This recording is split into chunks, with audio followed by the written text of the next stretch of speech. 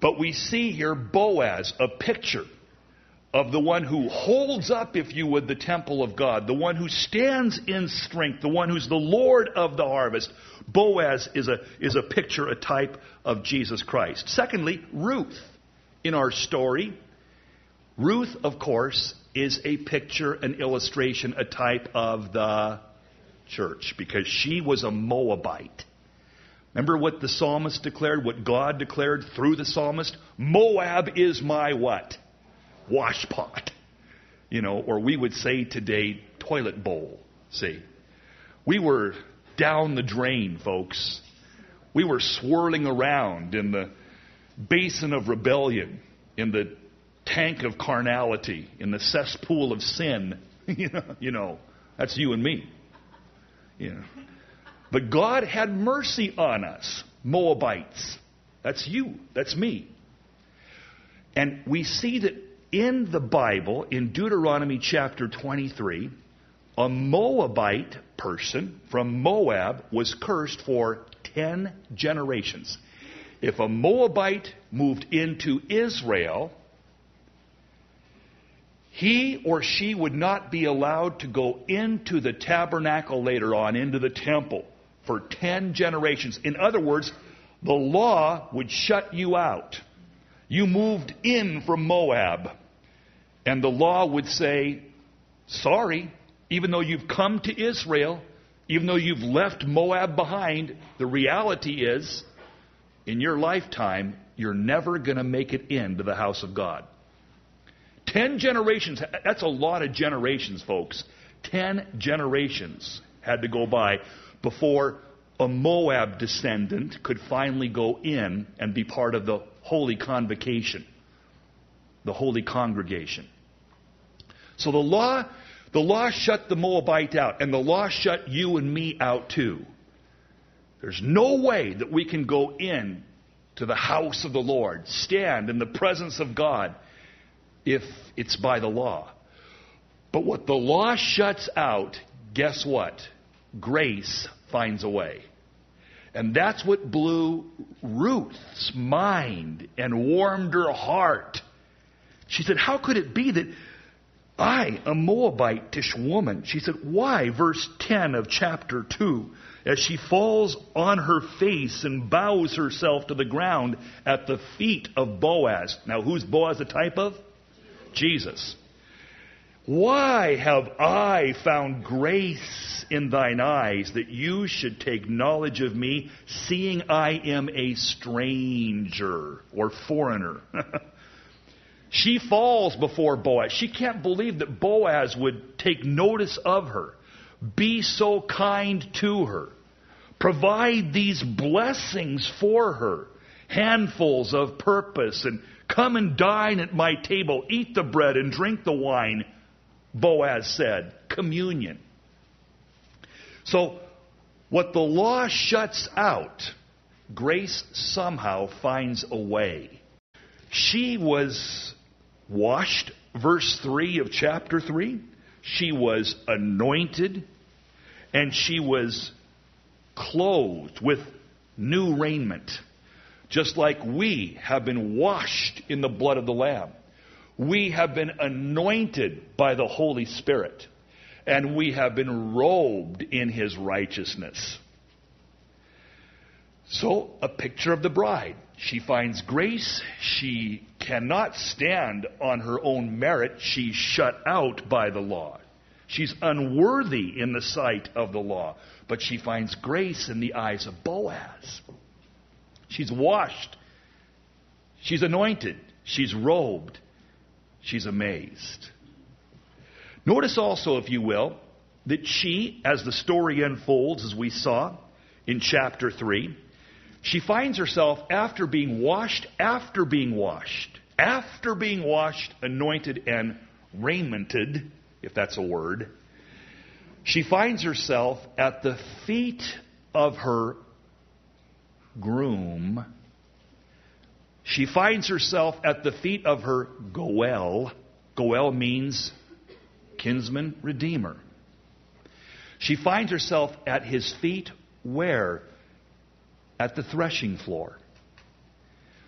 When the threshing is taking place, the harvest, listen folks, the harvest has been brought in. The threshing is taking place, which is the separating of the wheat and the chaff. She, the bride, is at the feet of the bridegroom. The threshing floor in Old Testament scriptures is a picture, an emblem, a symbol of that time prophetically when the world is going to go through a threshing. It's called the tribulation. It's going to be brutal. And it's going to be a time of separation. The sheep from the goats, Matthew 25. The wheat from the chaff. When a Christ-rejecting sinful world is going to be dealt with, and also people are going to, in that day, who in this day, the age of grace, had closed ears or hard hearts, but in that day, there's going to be a great awakening. And there will be the greatest revival in world history in that period of time called the tribulation. 7 years described in Revelation chapters, what? 6 through... Revelation is not a hard book to understand, But you see, in that time of separation, and when the world is being tossed up and the winds of difficulty are blowing about, and there's carnage and separation and all the rest. Notice, though, in the time of the threshing, when the harvest has already been brought in, we are the harvest. Brought in, and we are Ruth. And where is Ruth? She's at his feet. Where will you be? Where will I be? Where will we be when the world is being thrashed? We will be at his feet. Just like she was, you see.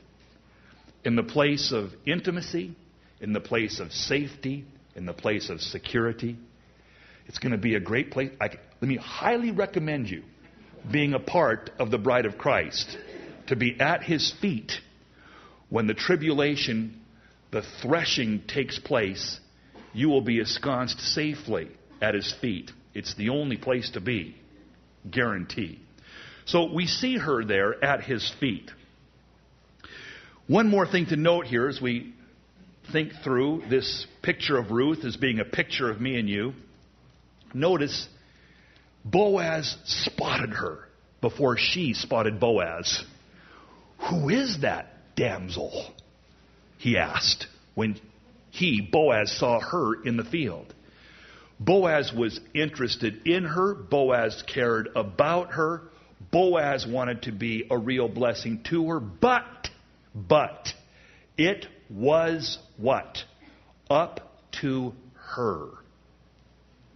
Boaz didn't force himself. He didn't say, "Hey, baby, it's me."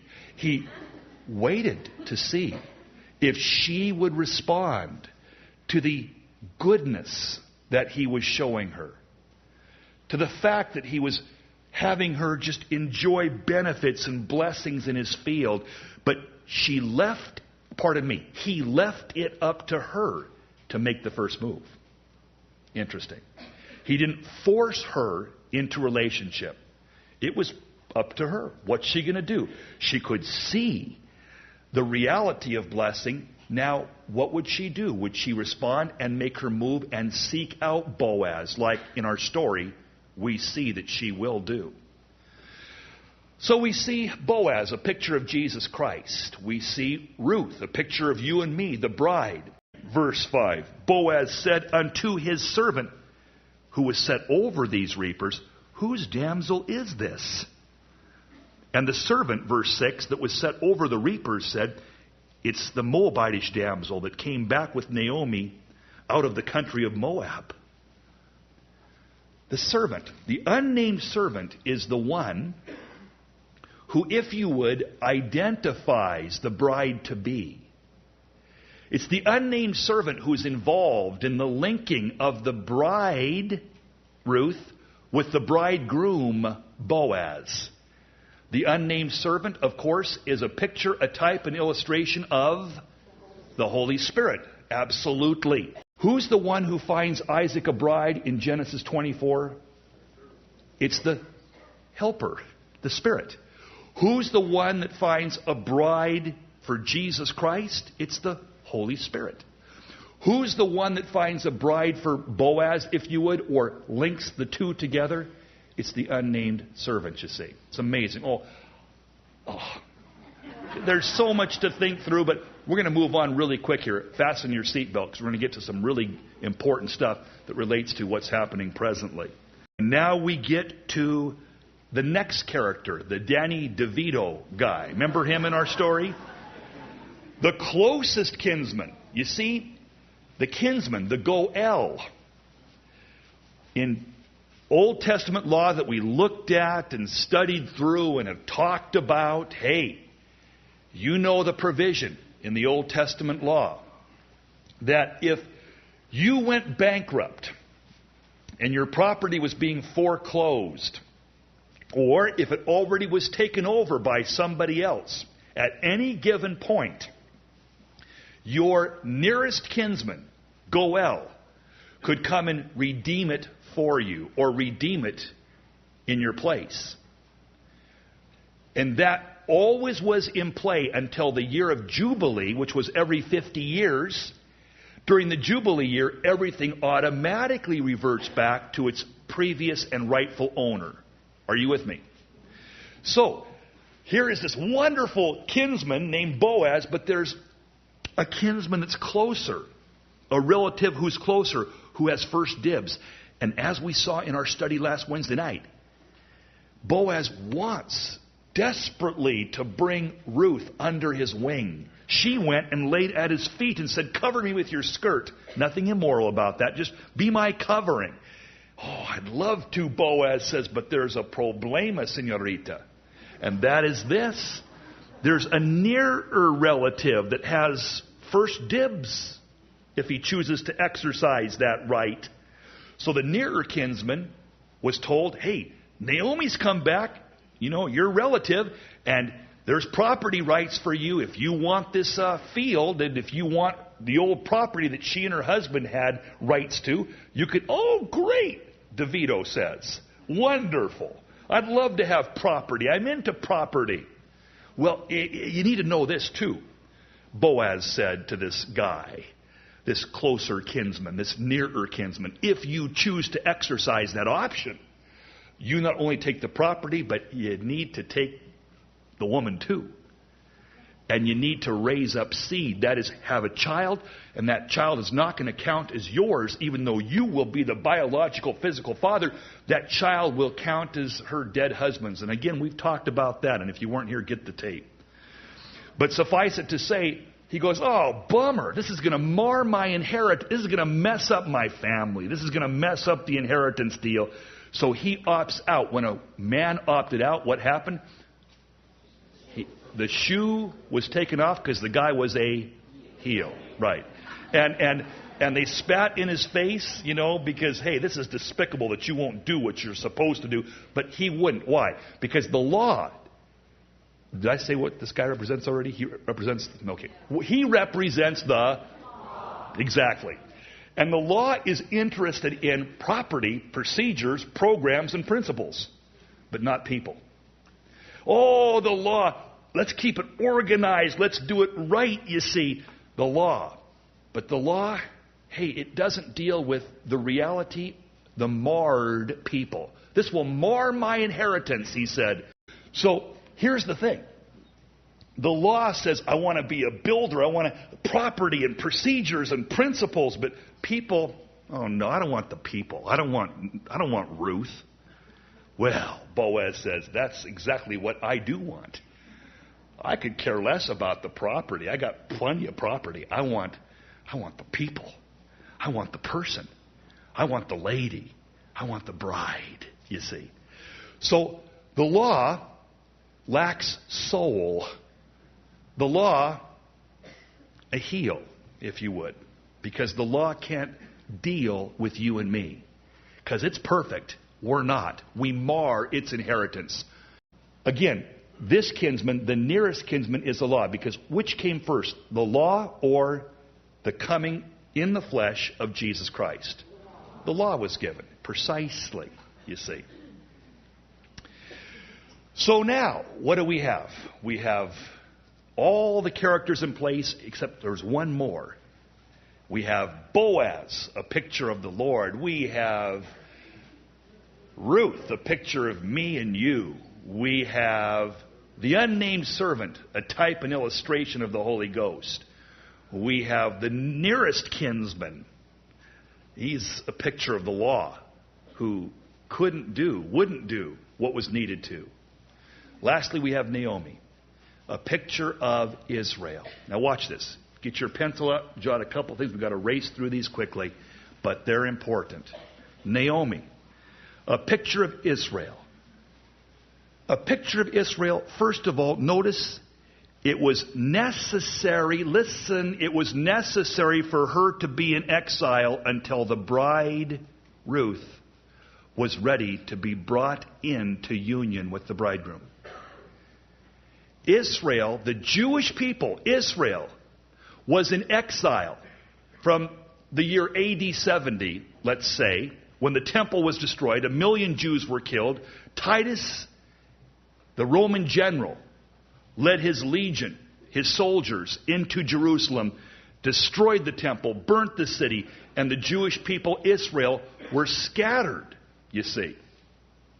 And they were in exile until a miracle took place on the 14th of May, 1948. Exactly as Isaiah 66 predicted it would be, a nation was born in a day. Israel became a nation when? In May of 1948. But they were in exile until the bride was ready. That's why, listen kids, that's why, listen folks, when Israel became a nation, that sets the stage. The bride is ready. The time is at hand. In fact, Jesus said the generation that sees the blossoming of the fig tree will not pass away. The fig tree is an emblem, a symbol, always in the Old Testament. In every instance, get your concordance out, look it up, study if you choose to. The fig tree is always a type of, a picture of, a symbol of Israel. When did the fig tree blossom, come back to life? Appeared to be dead, but suddenly sprung to life again in 1948. Jesus in Matthew 24, I believe firmly, was telling you and me, the generation that sees the fig tree blossom will not pass away. The generation, our generation, that saw Israel come into being in a single day. We are the final generation. The Lord's coming is near, at the very door. Believe you me. His coming is at the door. Now, here's the thing. Israel had to be exiled. Why? Jot this down. I'll read it to you. In Romans chapter 11, where Paul the Apostle deals with the Jewish people, Israel as a nation, he says this directly, doesn't he? He says, David declared, Romans 11 verse 9, I'll read it to you. He says, speaking of the Jewish people, let their table be made a snare, let their eyes be darkened, that they may not see. I say then, have they, the Jewish people, stumbled that they should fall? That is, permanently? He says, God forbid.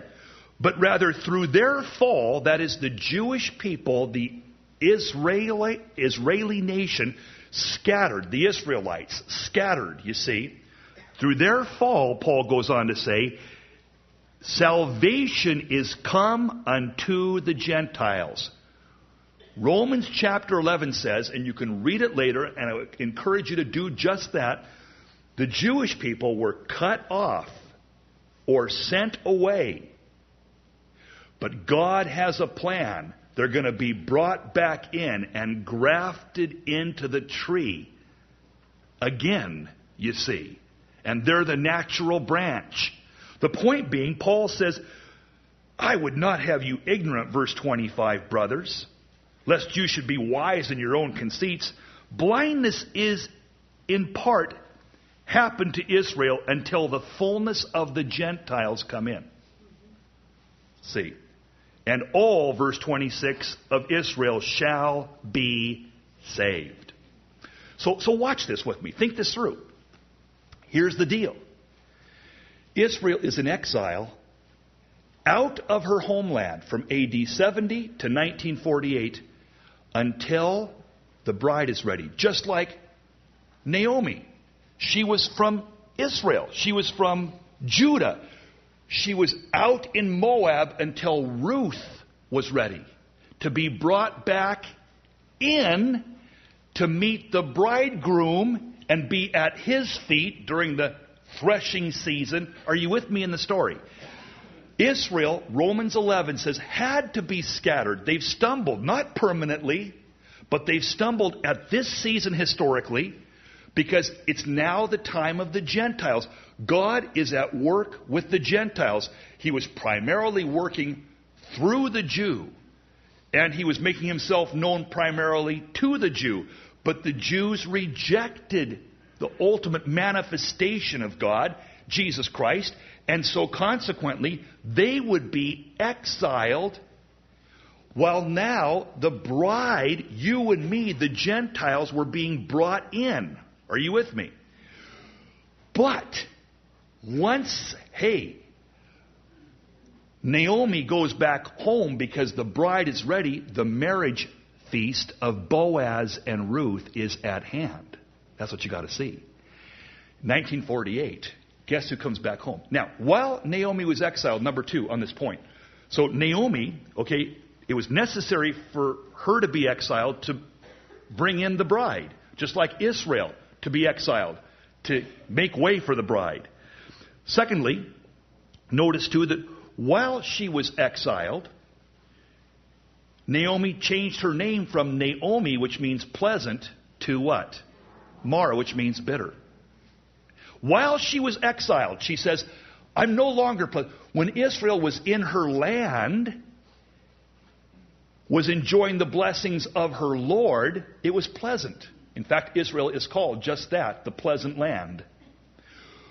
But when she was kicked out, driven away, AD 70, then more fully in 135 AD, until 1948, when she becomes a nation again miraculously, there's embitteredness. The Jewish people described in Deuteronomy chapter 24, oh my goodness, when it's morning they'll wish it was night, when it's night they'll wish it was morning, because they are hunted and haunted and hounded wherever they go. And that's the reality of this amazing group of people, the Jewish people. Wherever they went, persecution, execution. It's a sad, amazing, incredible story.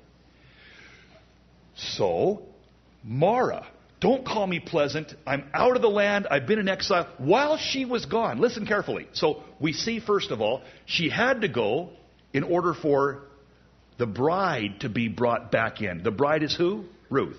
While she's gone out there, she is what? Embittered. Don't call me pleasant anymore. She's embittered because she goes through incredibly hard and haunting times. While she's gone, the land, Israel, literally, the land. While Naomi is out, the land was being destroyed. Interesting, because while the Jewish people were gone from AD 70 until around the turn of the century, 1900, ultimately 1948, the land was destroyed. Don't ever think, and boy, this is a whole issue we talked about last weekend on the mountaintop for the current events and Bible prophecy retreat that we'll do again real shortly here. But understand this. The land was desolate and devastated while Israel was wandering around. The Jewish people kicked out. The Jewish people scattered to every country.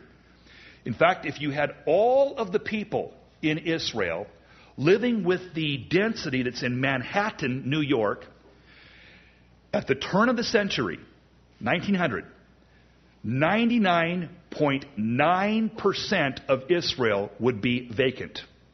You take every Arab, every Jew, every foreigner, whoever you want to talk about, and you put them all together in the same way that Manhattan is, you have 99.9% of the land of Israel totally, completely, absolutely barren. Which means this Palestinian propaganda, we were displaced. It's not true, but that's a huge topic. If you missed the retreat last weekend, I feel sorry for you. But anyway, we'll do it again if you want to jump in on that. So much to say, but the land was destroyed, devastated, and desolate between those years, AD 70, and the turn of the last century, 1900, and especially until it became a state in 48. The Turks in 1517 were there until 1917. And as I've alluded to before, they caused the land to be destroyed amazingly, because when they controlled that region for 400 years, now that's twice as old as our country approximately, they said, we're going to charge people and tax people based upon how many trees are on their property. Well, you could figure out how to get a tax cut real easy, see. You could chop your taxes very quickly. How? You chop down your trees, see.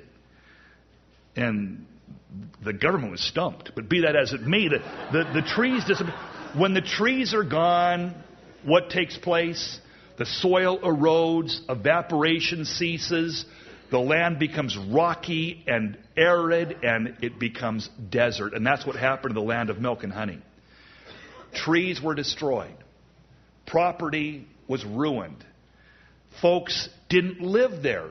Arab owners of that region at that time were glad, who lived in what's called Saudi Arabia today primarily, were thrilled to sell it to these Jews that were coming over. They thought, oh boy, these guys are dumb wanting to buy this property from us. So the Jewish people bought 70% of Israel from the year 1900 approximately to 1948, before it became an international state. They bought their own nation. The only country in the world that did that. And these absentee Arab landowners were happy to sell this property, saying, you want this property? Nobody can live on it. Nothing can grow on it. Nobody cares about it. Sure, you can buy it. See, so the Jewish people, the Israelis today, have the title deed to their property. They purchased it. Hey, it's theirs. They purchased it. Besides that, God gave it to them. Besides that, they won it in war. So, yep. Naomi, she is cast off. That is, she is outside of the land. While she's gone, the land is wiped out. But then she hears the land has been restored again. Remember, there was a famine for those 10 years. Now she goes back. As she goes back, the land is restored, just like as Israel has come back, the land has blossomed once again. It's productive, it's prolific, it's incredible, the miracle of what has happened to that land of Israel that was once devastated. She is widowed, Naomi is. Even as Isaiah 54, you can look it up later, verses 4 through 8, talk about the widowhood of Israel, you see. She loses her children, Naomi does. Interesting, because Bibi Netanyahu was talking to the Chinese prime minister. And there the prime minister greeted him or the premier of China, greeted the prime minister Netanyahu and said to him, well, it's great that you're here, so forth and so on, because we are the two oldest civilizations on the face of the earth today. And Netanyahu said, well, actually, there's three of us. There's the Chinese, there's the Jew, and there are the Indians. And the premier of China said, you're right, there's three ancient civilizations that are still functioning as nations today. And then Netanyahu said, yeah, but Mr. Premier, do you realize something? How many Chinese are there because of its ancient civilization? 1.2 billion. And then Netanyahu said, and India, there's 1 billion. 1.2 billion Chinese. 1 billion Indians. And then Netanyahu said, and how many Jews? 18 million. He made his point. 18 million? There's three cultures, three societies that are 5,000 years old. There's the Jew. There's the Chinese. And the Indians too. 1 billion, 1.2 billion, and 18 million? In Israel, 6 million? what happened? The premier said, well, what happened? And he was able then, Netanyahu, to declare, we didn't have a homeland until 48. Destroyed, haunted, hunted, brutalized. Children were lost. Just like Naomi, she loses her sons. By the way, she lost 2 sons. And it's interesting to me that the Israelites were in 2 nations. Israel in the north, Judah in the south. Carried off into captivity. 2 nations. The losing of their property, the losing of their land, if you would. Israel and Judah. The north and the south. But Boaz, listen, Boaz and Naomi. Boaz is a picture of who? Naomi is a picture of who? They never meet until the marriage feast. When Ruth gets married at the marriage feast of Ruth, who is who? The church. When is Israel going to really meet Jesus? When the church is raptured. When the church is taken up. When the church is caught away. When the church is in heaven. When we're ensconced safely in the presence of the Lord, in heaven, in glory, then the tribulation begins. Jeremiah chapter 30 calls it the time of what? Jacob's trouble. And it's during that time that Israel is awakened. The veil is lifted. Her eyes are opened. Now there are some Jewish people, always a remnant of Jewish people, who are part of the kingdom, who understand. But the majority of Jewish people, they don't get it. And you show them prophecies and you talk to them about typology. You open up the Word and they just don't see. Because Paul says there's a veil. When the Scriptures are read, when Moses is read, they just don't see it. They just can't get it. But when the marriage happens, guess who's going to meet Boaz? Come on, kids. Don't give up on me. Naomi, who's a picture of who? Israel. And what a grand day that's going to be. Boaz and Naomi don't meet until the marriage feast. And that's when they do meet. But quickly, Naomi learns of Boaz's whereabouts through who? Ruth. She knows that there is a guy named Boaz, but she doesn't know if he's dead or alive. Until Ruth comes home and says, guess who I met? Ruth is a type of who? The church. Naomi, Israel today, does not know if Messiah is dead or alive. The only way she'll hear about her Messiah is through the church. Naomi doesn't know whether Boaz, this kinsman of hers, she knows who Boaz is, but doesn't know if he's dead or alive or where he might be.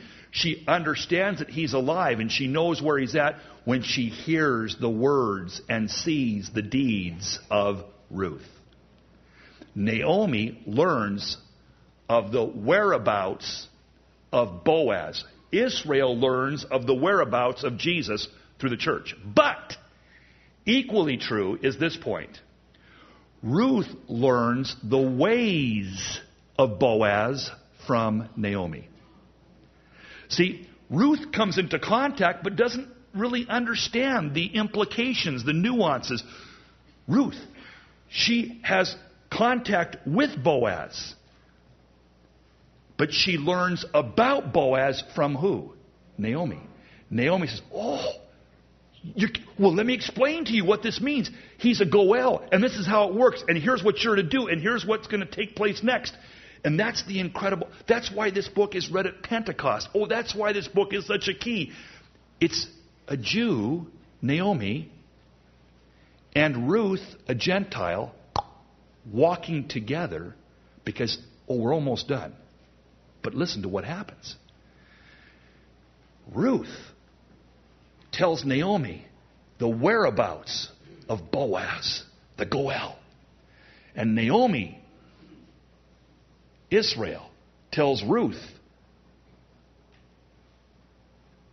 the understandings that are necessary and the implications. Together, something happens. Ruth ends up marrying Boaz. They have a baby. Watch what happens in chapter 4. The baby's name was Obed, verse 17. Obed means literally worshipped one. Worshipped one. Interesting. And guess what happens to this worshipped one? The baby that is conceived is then given to who? Naomi. We, the bride of Christ, have been impregnated by the Spirit of Christ. And the Lord is birthed in us and through us. And what we have found is then, as we are caught up and taken away, handed over to Naomi. See, when you are with people in Israel, we're with guides and you talk to folks or Jewish friends or whatever it might be, know this. Know this. When you're on your honeymoon, the baby, so to speak, is going to be nursed and nurtured by Naomi. God is not through with the Jew. Listen carefully. Naomi is not displaced by Ruth. Ruth does not take the place of Naomi. In fact, look at the women, verse 17, as Naomi becomes the nurse of this baby and lays this baby in her bosom, the women gave it a name saying, there is a son born to Naomi.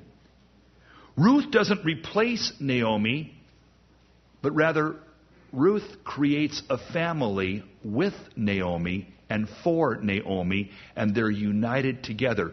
Ruth, Naomi, the Gentile, the Jew, depending on each other, gleaning from each other, gaining because of each other.